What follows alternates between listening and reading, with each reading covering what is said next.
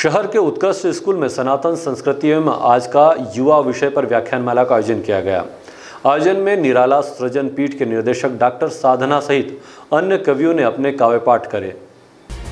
दरअसल आज के आधुनिक युग में युवा पीढ़ी पाश्चात्य संस्कृति का अनुसरण कर रही है। वहीं सनातन संस्कृति को लेकर जागरूक करने स्थानीय एक्सीलेंस स्कूल में व्याख्यानमाला एवं कवि सम्मेलन का आयोजन किया गया। आयोजन में कवियों ने अपनी काव्य पाठ में सनातन संस्कृति पर अपना उद्बोधन दिया, कविताएं सुनाई। इस दौरान मुख्य अतिथि सुबोध मिश्र, स्कूल प्राचार्य आर.एस. जाधव सहित भोपाल से डॉक्टर साधना एवं कवि उपस्थित रहे।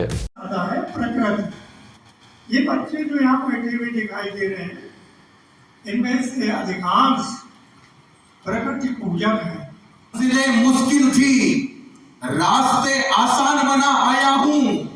अजनबियों में भी अपनी अलग पहचान बना आया हूँ और मेरे लहू से आती है इस पावन मिट्टी की खुशबू। मैं अपनी नस नस को हिंदुस्तान बना आया। तुलसी को जल चढ़ाया जाता था, शुद्ध घी शुद्ध तेल से भोजन बनाया जाता था। वह सनातनी परिवार कहाँ है? वह सनातनी परिवार कहाँ है? इस सनातन धर्म तो बहुत बड़ा, पर बच्चों में वो संस्कार कहाँ है? गर्वित हूँ मैं नारी हूँ। किताबें को उजाला देती है। किताबें मोबाइल रख के जिस तरह से हम कहीं न कहीं हमारी संस्कृति को परिष्कृत करने का काम करें। और आइए जोरदार ताल ध्वनि कर निराला जी को भी मंच पर आमंत्रित करें। हम बच्चों के बीच में रखा गया तो लगा कि विषय जो है बच्चों के हिसाब से हो।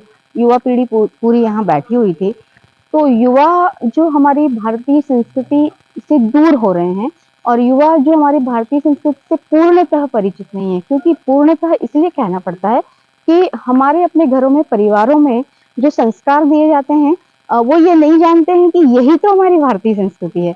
लेकिन पूर्णतः परिचित हो जाएं कि हमारी भारतीय संस्कृति की क्या क्या विशेषताएं हैं और उनके आधार पर ही आज भारत विश्वगुरु बन सकता है। तो हम अपनी सनातन संस्कृति को, हमारी भारतीय संस्कृति को किस तरह से आगे बढ़ाएं, किस तरह से उसको संवर्धित करें, संरक्षित करें।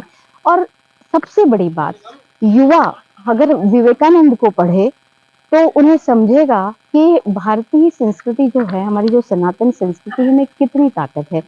आज का जो युवा है वो जब पश्चिम की ओर आकर्षित होता है, वहाँ का जो संस्कृति, वहाँ की जो जिस तरह का वातावरण है उससे आकर्षित होता है, उसकी तरफ खिंचता है, तो हमारे जो मूल्य है, हमारे जो नैतिक मूल्य जिसके ऊपर भारतीय संस्कृति खड़ी हुई है, हमारी जड़ों से टूट जाता है। तो आज आवश्यकता है कि ये युवा जो है हमारी जड़ों की ओर लौटे। जब ये युवा जड़ों की ओर लौट आएगा तो ये पूरा का पूरा, अभी हम पूरे विश्व में एक बात कही जाती है कि भारत जो है वो युवा देश है, क्योंकि हमारे यहाँ सबसे ज्यादा युवाओं की संख्या है। इस युवा देश की जिम्मेदारी बनती है, इन युवाओं की जिम्मेदारी बनती है कि भारतीय संस्कृति जो सनातन है, जो वैदिक संस्कृति है, वेदों के अध्ययन से लेकर संस्कृत भाषा के अध्ययन से लेकर आज तक जितनी भी विशेषताएं इस भारतीय संस्कृति को बनाए रखने के लिए है। क्योंकि कोई भी ऐसे कहा जाता है कि ये सृष्टि जिस दिन से निर्मित हुई है उस दिन से हमारी संस्कृति चल रही है।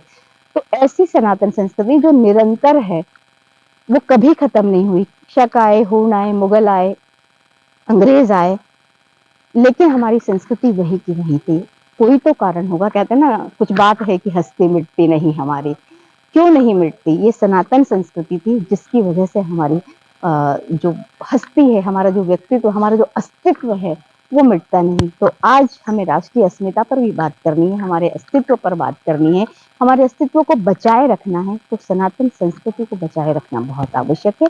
और यही सोचकर, इसी उद्देश्य से युवा और सनातन संस्कृति जैसा विषय हम निराला सृजन पीठ की ओर से आज बड़वानी के इस उत्कृष्ट माध्यमिक विद्यालय में लेकर आए हैं। मुझे लगता है कि बच्चों को भी इससे बहुत लाभ हुआ होगा और हम सब तो लाभान्वित हमेशा होते हैं, क्योंकि कुछ अच्छी बातें ऐसी होती हैं जिन्हें पुनर्पुनः स्मरण करते रहना चाहिए। ब्यूरो रिपोर्ट, डीजीएनआ न्यूज़, बड़वानी। निमाड़ की पल पल की खबरों से अपडेट रहने के लिए हमारा चैनल डीजीएनआ न्यूज़ निमाड़ को सब्सक्राइब जरूर करें।